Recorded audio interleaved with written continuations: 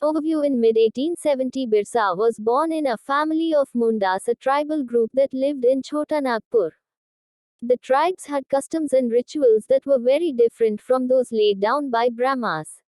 How did tribal groups live? By the 19th century, tribal people in different parts of India were involved in a variety of activities.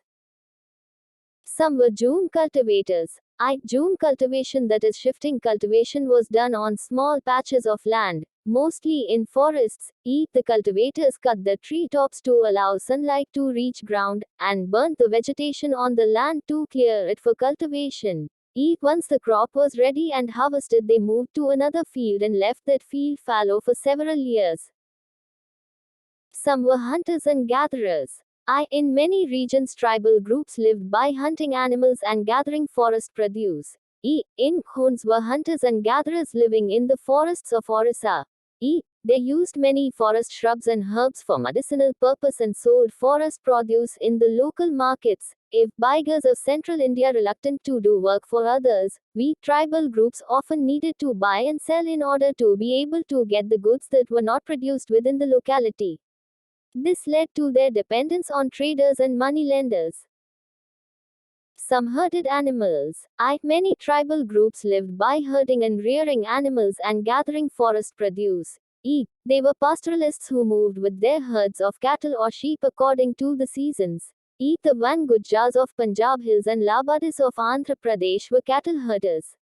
The Gaddis of Kulu were shepherds, and the Bakarwals of Kashmir reared goats. Some took to settled cultivation. Many tribal groups had begun to settle down instead of moving from one place to another. They began to use the plough and gradually got rights over the land they lived on.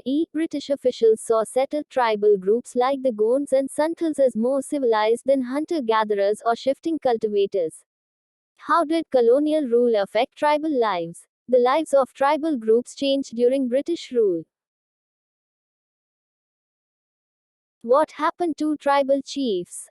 Before the arrival of the British, tribal chiefs enjoyed economic power and had the right to administer and control their territories. Under British rule, the functions and powers of the tribal chiefs changed as they were allowed to keep their land titles but were forced to follow laws made by British officials in India. What happened to the shifting cultivators? The British were uncomfortable with the shifting cultivators. The British wanted to regular revenue source for the state and introduced land settlements. The British effort to settle jhum cultivators was not very successful. After facing widespread protests, the British had to allow them the right to carry on shifting cultivation in some parts of the forest.